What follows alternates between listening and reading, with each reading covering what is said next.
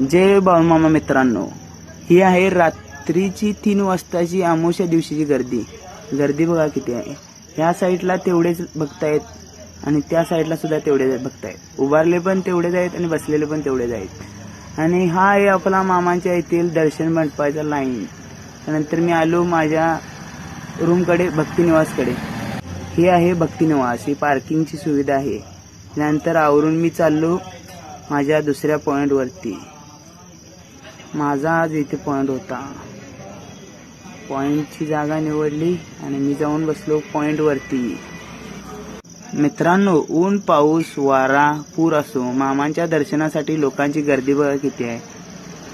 त्यानंतर आले आपले मामांचे सेवक आणि आपले मित्र. ते म्हटले ब्लॉग मध्ये भावा घ्या लागते आपल्याला सुद्धा. मग त्यांना पण घेतले.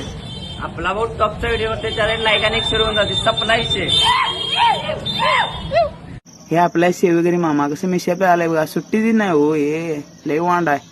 हे आपल्या मंदिरातली भंडारा लावतेली जागा.